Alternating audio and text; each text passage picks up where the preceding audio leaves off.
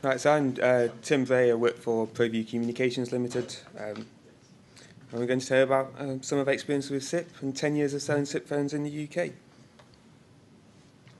ProView, for those who don't know, does anybody know us? Any customers? Couple. We supply SIP equipment. We supply SIP phones, deal with people like Snom, Yealink, Cisco. We help people deploy phones. We don't sell any connectivity, we don't sell any SIP services, we don't sell any SIP trunks, we just sell the hardware and the services to manage it. We've been doing it for 10 years, and my experience is mainly through our resellers who are supplying kind of small businesses. They tend to have the smaller side of the customers. We're going to talk about the open standard SIP's protocol for voice over IP. We're not really going to touch on big corporates and not really kind of the carrier stuff, kind of the BTs and the versions and gammas and that kind of stuff. Stick to the small things. So the basic idea, which I hope quite a few will be familiar with, is that you get a SIP account from an ITSP, you get a host name, you get a username, you get a password, they give you a phone number with it. Or you go and do it yourself, you go and install Asterisk, you put it on a server somewhere, you go and buy some phones, Snom, Grandstream, Cisco, Yealink, Polycom, or many Chinese ones which seem to be appearing over the last few years. You plug it all in and you make phone calls, and you need some internet connection, you just need a broadband connection, and away you go. In theory. We've kind of come a long way in 10 years. This is where it started. That's a Snom 100. Is anybody unfortunate to have one of those? So this phone, you actually only sold about 40, given that we now sell about 40 phones an hour. It won loads of design awards. The only problem was that if a bus drove past, the handset just rolled off and fell on the desk, and it was absolutely useless. And if you needed to kind of keep WD-40 on your desk because if you pressed the button, the button stuck. But it worked. You could make phone calls. It logged onto a SIP server. Away you went. It's actually an embedded Linux box, and they cost like a couple of £100, which seems quite a lot actually. So in the UK market at the moment, it's kind of a very fluid market. There's hundreds of hosted SIP providers. I'd say there's probably about 20 big ones that people know, and there's lots of kind of small ones as well. And I think the reason why we have such a dynamic market is there's good wholesale number provision. There's people like AQL and Magrathea, and you can just API to them and get phone numbers. They'll deliver those as a kind of carrier SIP trunk, and you're in business really. I think we also have really good DSL provision. An 800k upstream DSL will give you 8 phone calls, and that's enough for most small offices, and it's reliable enough for most small offices.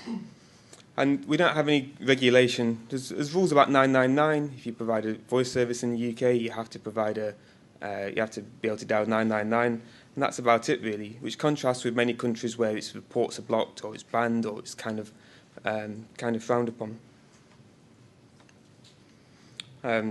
There's kind of two main things, lots of people have an on-site PBX. It might be a SIP PBX like Asterisk, or it might be a traditional PBX, but that's not so popular really. Or it could be a hosted system.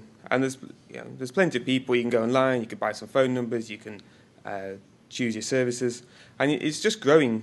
As bandwidth grows, you get a bigger upstream on your ADSL, you can put more phones on, and it's becoming more cost effective. But why do people put SIP voice over IP in? Well, it's usually to add some flexibility. It's usually because BTs say, well, you can't port your number, or you want to have 2 home workers.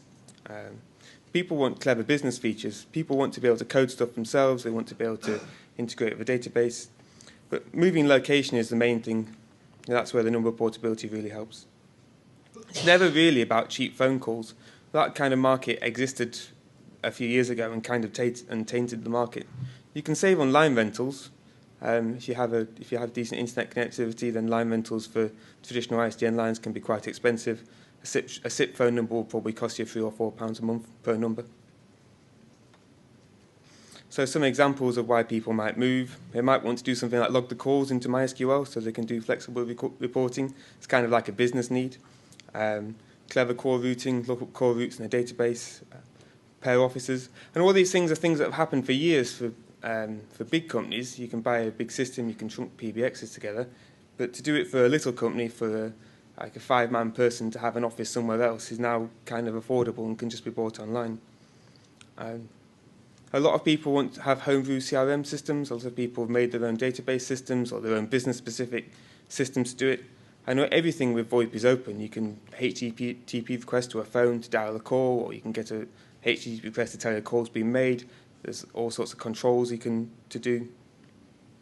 But the big thing we've seen in the last year or so is kind of home workers for bad weather planning. People work at home. People give the staff phones at home. Snows, don't bother coming today. Last 2 years ago when it was really snowy, only one person made it to our office, but nobody noticed. We still shipped the same number of orders as on a normal day. And it kind of works. For 6 years or so, it has been a viable proposition. You can buy some phones. There are good providers out there, and the call quality just works properly if you put it in properly.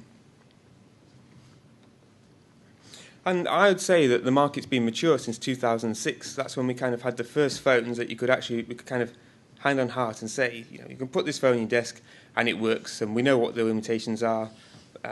Before then, it was a bit buggy, and we spent kind of 3 years just kind of taking phones and sending them back saying, you need to fix this problem, call transfer doesn't work, the call quality is not good enough, the buttons stick.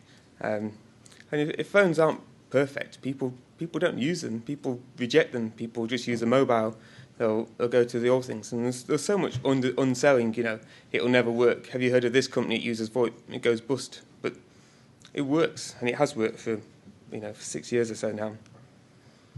But what holds the market back?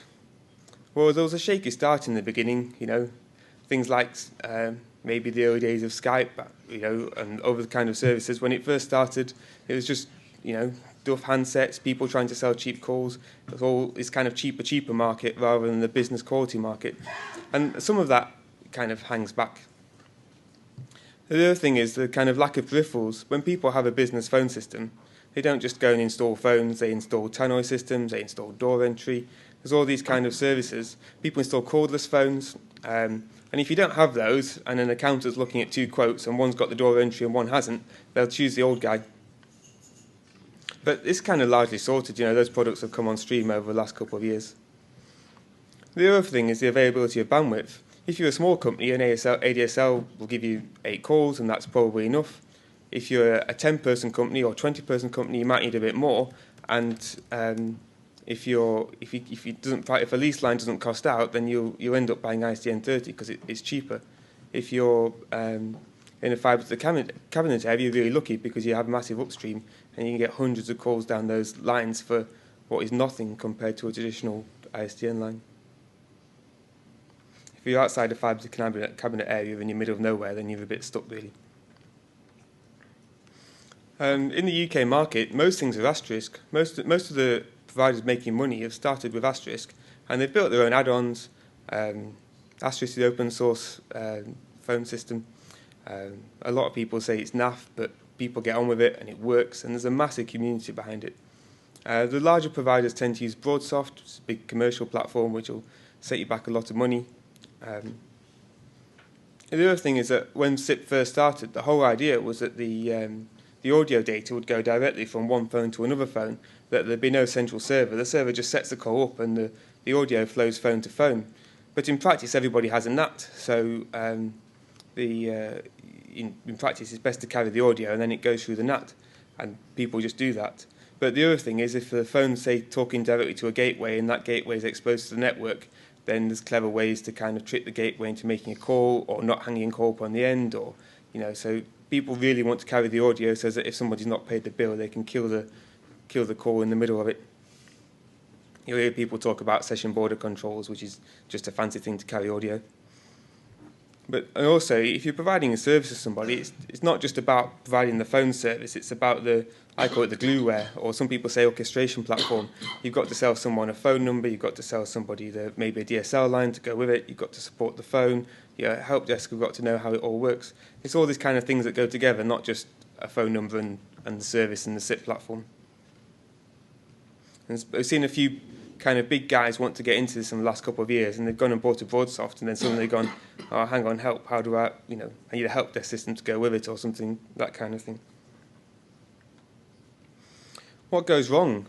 Well, if you have the mystical SIP application layer gateway, I'll talk about those in a minute, but the main problem is people with duff CPE, people with duff ADSL routers or whatever kind of router, and it's mainly packet per second problems through the router. There's no bandwidth isn't usually an issue, but on a voice over IP call, you'll send a packet every 80 milliseconds, so that gives you quite a lot of packets on just a few calls, and they're quite short packets. And lots of consumer routers just run out of go. People have faulty LAN cabling, people have old routers, but if you set it up right, it just works, and it's just about kind of getting the, if you get the infrastructure right, just like any IT system, it will work. If you plug it in on a Netgear router you've got sat in your cupboard for 15 years, then it's not going to work. So SIP ALGs. Now, are there any router manufacturers here, little ones? I don't know why, but every single router shipped out from all the manufacturers seems to have a little magic gremlin there that looks for a SIP port on port 5060 and decides to faff with the packets. I've no idea why they put them in. I think they want to produce SIP-aware routers, but everybody knows just to turn them off, and it's just the whole thing. And we have a cheat sheet in the office where somebody goes, "Oh, I've got this kind of router," and we go, "Yeah, you type something SIP ALG 0 or something like that into the telnet interface, and the phone calls magically work." Most people just disable them. They manage the routers. They buy the routers from someone who turns it off. Or a lot of people just, the standard SIP port for SIP is 5060, and most people just run an outbound proxy, a session border control, or some kind of proxy on a different port number, and then the router doesn't see the phone calls as SIP, and away you go. I've occasionally seen a very passive SIP that just kind of does quad stuff and just watches stuff go past rather than messing with it, but those seem to be a bit rare. Has anybody had SIP ALG problems? Sometimes they crash. Sometimes you plug one phone in, it works. Plug two phones in, it works. A week later, it stops because it's crashed and it's blocked it. Or sometimes you make two phone calls at the same time. There's all kind of weird stuff. So why NAT is evil? I've got a different answer to most people. Most people say NAT is evil because of kind of global routing. I'd advocate that NAT's good because then people can't faff with your phones. But I don't know why, lots of routers just seem to wimp out of sessions. And we've seen this especially on fibre to the cabinet connections. People have like 10 PCs and maybe like a 10-seat call centre, maybe 30, 40 calls now, and for some reason all the sessions stay in the router and it just wimps out. Other ones just seem to kind of lose a few sessions from the state table randomly when they've got too many. And so somebody makes a phone call and there's one-way audio because the firewall and the NAT in the router won't open another port. I don't know why, but this seems to happen, and it's never the router's fault. It's always my phone's fault through whichever reseller, it's just that a lot of people, we just tell people to put a Linux box in on the end of the fibre to cabinet, not some little tiny box that they bought.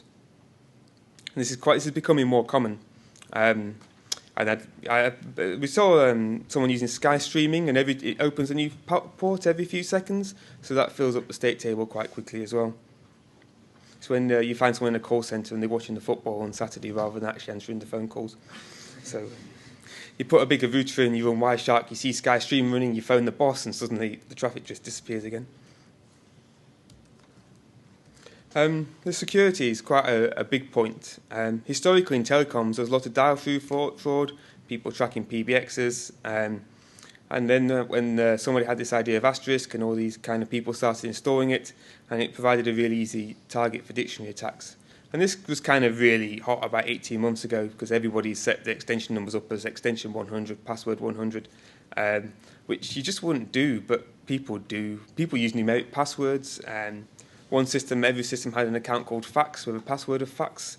And this is commercial money. There's people sending calls to Somalia where they're obviously getting kickbacks or dialing 0898 numbers, and you'd see a machine, you'd see someone detect a machine, then you'd see a kind of foreign dictionary attack, and they'd make one call, and then sometime in the next few weeks the machine would actually get attacked for 50 phone calls to Somalia or whatever.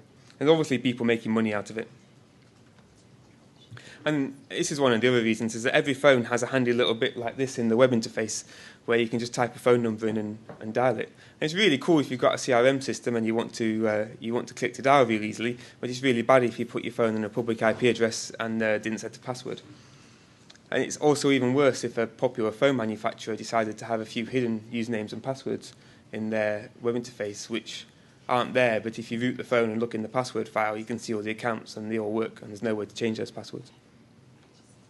So the kind of general hacks are scanning for SIP servers and brute force attacking them. It's really easy to get rid of that. Just put an IP tables rule on that blocks the number of packets per IP coming in.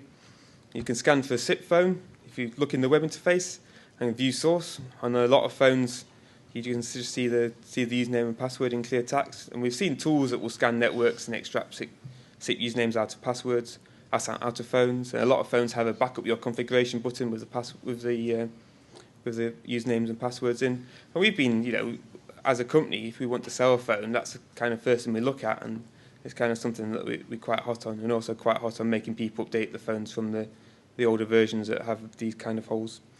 Remotely controlling the phone to dial, so what I just showed you. And we've also seen people scanning the provisioning servers. So all the SIP phones out there, well, most of them will load a configuration file from a HTTP server. Most of the manufacturers run a redirection server to make it easy to deploy your phones. You buy your phones, you register your URL, the phones will call to your configuration server, and we've definitely seen people following the redirection server to try and load settings. All the SIP providers out there have decent anti-fraud. They'd go bust really quickly otherwise. Kind of velocity checks, multiple calls to the same numbers, kind of real-time rating. The ISDN providers out there, they kind of suffer because they generally have to download the billing records from BT, and sometimes it can be days before a problem kind of gets noticed. You do someone's ISDN 30 calls, it can add up really quickly, and quite often it might be a resale of BT and whatever. And we've seen people get done for a lot of money. We get a lot of phone calls. It's kind of stopped now. It's kind of we've all been hacked and been found out, but a couple of years ago it was really big. We were getting a lot of people saying, "Help! I've just got a £17,000 phone bill from my telco provider." And my kind of view is that any kind of PBX system should have some velocity checks in by default. It should come, says it can't make 20 calls to the same phone number at the same time. But it's not happened yet. It's kind of something I keep talking about with people. The same with phones. If you keep clicking and dialing a phone, it will just put the first call on hold, and you can actually get to like 20 calls before the phone runs out of DSP with all those calls on hold, and you're running up a phone bill while that happens. The other thing is phone call security. Now, this is something that people don't even talk about. If you fire up Wireshark and capture a few phone calls, it has a nice little feature, find RTP streams. RTP is the audio data in a SIP call, and then you click Save Payload, and you get an audio file, and you can just play it. But for like 5 years or so, many phones have supported SIPs, which is SIP with TLS, and SRTP, which is where there's keys to encrypt the audio. And I don't know why, but this hasn't had a good provider uptake. Not many of the SIP providers and PBXs actually use these features. And to help it even more, some phones have a unique client certificate. So you've actually it was put in for HTTPS for the provisioning server, so you have a client certificate on each phone, but it also works for SIPs as well. And I'd really like to see, so if you have the manufacturer's CA certificate, you can then validate which phone you're talking to, and that it's not some Somalian hacker, that it is actually, at least you know which manufacturer's phone it is, not and the MAC address of the phone is inside the certificate. But I don't know why, but it's not a common option. I don't know if anybody's got any reasons, anybody run a SIP platform, why they don't support SIP-S. I only know one company who does it in the UK. Because you wouldn't log onto your bank without looking for a secure symbol, so why people make phone calls without looking for a secure symbol, I'm not quite so sure.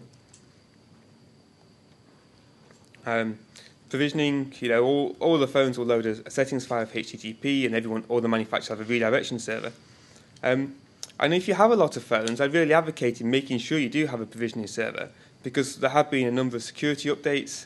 I mentioned the phone that had a lot of kind of usernames where you could log on and you can't change the password. So, we have had to update. So it's worth keeping your phones up to date. And also, if you have consistent settings on all your phones, the support load is significantly down. A really good example is the setting called GRU, and if you have a BT Home Hub, the GRU crashes the SIP ALG, and you turn it off and it works. I don't know why, but everyone turns off Drew because no one supports it on the network, and suddenly the support desk has no calls about problems with BT Home. That's just one example. There's one of those for every kind of router that, if you get the settings right. But I would advocate that if you do run a provisioning server, then it should use HTTPS, and you should check the client certificates. And also, if you have SIP passwords on the server, the moment that the password's in the phone, delete the password off the server. So in case somebody does find a way around it, then it's not there for easy pickings. So IPv6 on SIP phones. It can be summed up that nobody does it well enough. We've had IPv6 in our office for 6 years or so, and we've kind of seen the potential for doing it without no NATs and stuff like that. Gigaset phones, it works, but it's only dual stack. The problem is that if you plug a phone in and you want to configure it, and you press what's my IP address, the IP address goes off the screen, so it's a bit hard to go log onto the phone to work out what's going on. Snow are working on it, and they agree that dual stack is the way forwards. And Yearlink, they say that their phones do support IPv6, but it only works in one subnet. They won't pass any packets for a router, and it's not possible to set a router.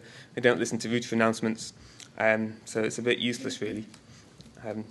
So the screen's not big enough. That's the first problem. You can't put the IP address on the screen. I'm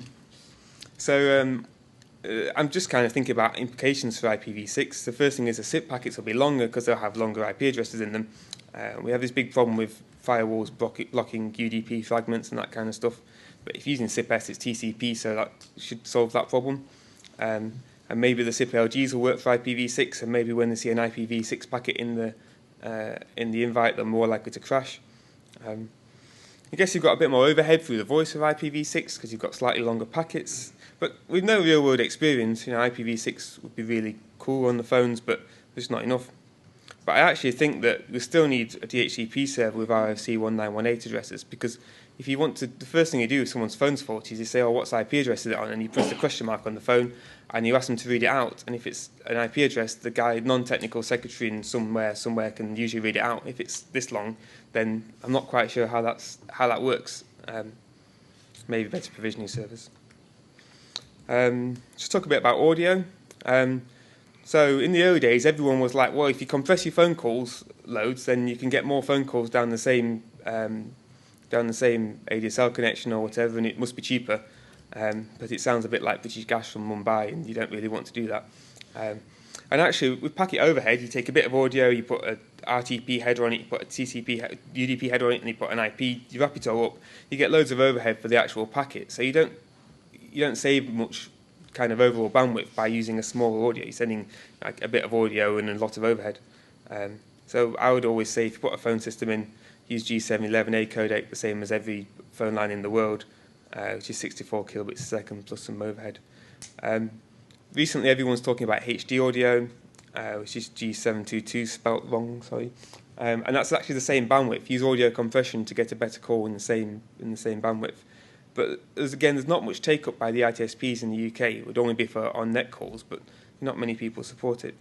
And the main thing is the manufacturers have had to put better microphones and speakers in all the handsets, which actually makes a difference. Even if you're not actually using a HD codec, the call still sounds better because they've just put a nice speaker in your ear for you. QoS, so good quality audio. So a couple of years ago, I would have said that the answer was to have a router that prioritised different streams differently. But I came to a talk at UKNOF about buffer bloat, and it all made sense. That actually, it's buffer bloat is the problem. Not, you don't need any QoS stuff. You just need to bin you just need to not have a long queue, and there's no problem. TCP does back off. A little tiny bit of packet loss is okay, and just drop packets rather than queuing them. The phones all have adaptive jitter buffers. It's if you get like a 1 second latency on a call that you have a problem on the phone calls. So the buffer bloat guys have the right idea, really. If you queue stuff, it just adds more latency. So ISDN or not ISDN? Traditionally, the way to put a phone system in was to use ISDN 30, and it was always seen as the most reliable thing. But on fibre, they might be, but in practice on copper, they tend to fail.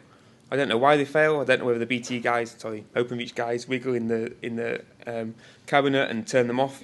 But our experience shows that we've got quite a few resellers phone systems with Monitor where they've got an ISDN30 and an ADSL connection on SIP trunks for dual routing into the same system. And the ADS during daylight hours, like during work times, the ADSL tends to be, and I'm talking bog standard Zen ADSL line in this case, is actually much more reliable. And we have 2 or 3 sites like that where we see ISDN go down for a bit every so often, and the ADSL is on kind of time of uptime, time of good calls quality is better than a ISDN30 on fibre. So if I put a new service in today, I would probably not bother with an ISDN30. I'd put a fibre to the cabinets in. If there's a big office, I'd put an Etherway in, something like that. Okay, is video next? This is the question that everybody asked me. And ProView started trying to sell video phones to people, and everybody was like, yeah, video's cool, but have you got a nice voice phone? The answer is that for business calls, people won't pay a premium. They won't pay more for the phone on the desk. They see video as free, something you do with a webcam, with a free online service. For meetings, it's different. If you go and book a meeting room and there's a really nice video conferencing suite and the picture and the audio is all really great, then it works. A lot of the video phones out there don't have very good audio, and the audio is the most important thing. There's a question, will Microsoft Link drive this area? Because this kind of brings together the kind of click to dial and click a button, make a voice call. So video, maybe. The traditional SIP video phones, they don't have very good audio. They made rubbish business voice phones, really hard to transfer a call and things that people do, and they're too expensive. But we're now starting to see some video phones to actually coming down to similar kind of prices as a good voice handset. And so maybe it will happen. My view is that if it's the same price, people will have it. If you can make a phone call and you can say, let's have a look today, and press a video button, and the video is good quality then, and it's in lip sync, and people will use it. But it's not necessary. And people worry too much about combing their hair and do they look pretty before they use video. And I don't actually know of a SIP carrier who does video well through their network. I'd like someone to launch a good video service, as at least when somebody asks for video, we can say, this VCell does it really well. I don't know if anybody wants to launch video services, but I think it'd be nice to have. Does anybody run SIP video? No. When we used to sell video phones, you'd go to an office and there'd be a video phone there, and there'd be a box on top of it. People really scared. They'd be like, it's watching me. Microsoft Link. So it's Microsoft's new communication platform. I mean, it's quite a lot, and we're seeing it evolving and we're seeing it gain momentum. But it's gaining ground in the enterprise and corporate world. But it's kind of driven by instant messaging and desktop sharing. We're not seeing it driven by voice applications. And there's very little evidence of it taking any hold in the small business world. And the kind of Office 365 hosted link doesn't support voice unless you have an on-site server. I think that's changing, but it's not the case at the moment. But certainly the good thing about Link is it checks all the certificates and security and all that kind of stuff. It's good in that area. And most of the kind of physical hardware phones that people use on Link are kind of Microsoft software on a third-party hardware, so they're just branded of whatever manufacturer they are. Some of the USB and some plug into Ethernet. They're quite expensive as well. And actually, if you've got, it's kind of going to places like hospitals, and using a soft phone there isn't an option. People actually want a real physical phone. The kind of interesting one is the SNOM phones. They've actually developed their own firmware that will talk to Link, and so it can talk to a real SIP server and a Link server at the same time. It's kind of good if you want to cross over or change. It's a bit of a unique product in that area. Is anybody using Link? Anybody using it for voice? Okay, we'll have to talk to you guys later. But big companies, little companies. It's everyone wants to do it. Everyone talks about it, but it's kind of sometimes it's kind of oh yeah, we'll do it next year. What we look for in a phone, we look for a secure web interface that you can't extract a SIP password out of the device. We look for central management services, and it's amazing how many people can't do this. And we look for client certificates on the phone, put in at the factory, kind of burnt into the phone, verified by a manufacturer's CA, so that you know what you're talking to when you're talking to that phone. We look for good SIP interoperability, and that means everything is it's hard to do well. We look for good audio quality, and then can we make any money on it? It's quite a simple list, really, isn't it? You'd be surprised how sometimes people come to us and say, "Oh, you've been doing this for 10 years, and we'll just make our phone do this because we want to." So, in the future, I'd like more phones to use TLS and SRTP. I'd like more of the phone vendors to security audit in-house. I think we, as a company, as a distributor, somebody who shifts boxes, we've found and discovered way too many security holes and helped investigate those with our customers. And I think the phone guy should kind of get a bit more action in that area. I think this is my kind of beef, that if you take a phone, I don't think you should have open access to the web server without a password, but that makes it really hard to set your phone up. But I think that you could at least limit it to the local LAN, or allow a whitelist for just something, so that if you plug it in on a public IP address, the web interface isn't wide open to anybody. I'd like to see more IPv6. Any questions? Someone's put a hand up.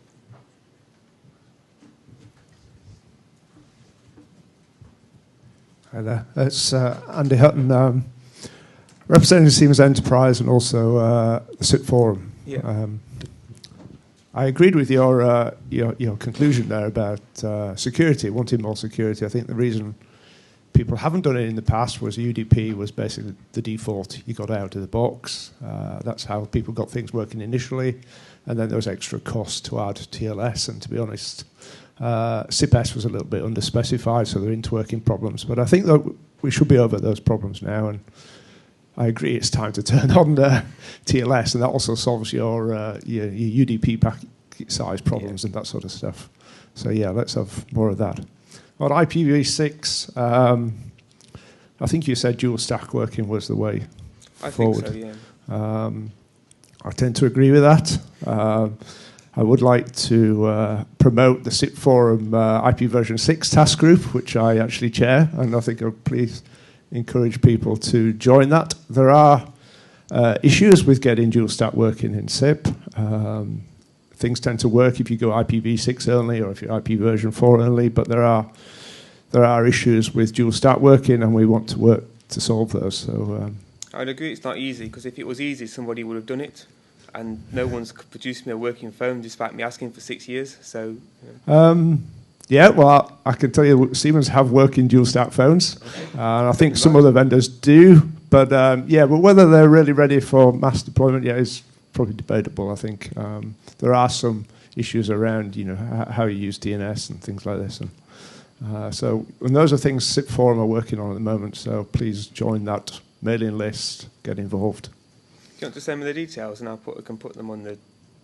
I'll post the details to the UKNOF mailing list. Yeah, I think the other thing is that about IPv6 is I actually have two people, two ITSPs who have actually requested IPv6 phones, and kind of said that the first guy who delivers a working IPv6 phone will be their phone of choice. They want to kind of get in there quickly, and it's really hard. Even though one of them is actually a very big company, it's very hard to actually get the vendors to actually move on that area. Okay, well, talk to me. And I'll say on the security front, I do quite a little bit of work in this new WebRTC stuff, where people are talking about, and that is only signaling over TLS. It's only SRTP, so everything's always secure, and SIP needs to move quickly into the same area. Yeah. Okay. Okay. Any other questions for Tim? Okay. Thank you, Tim.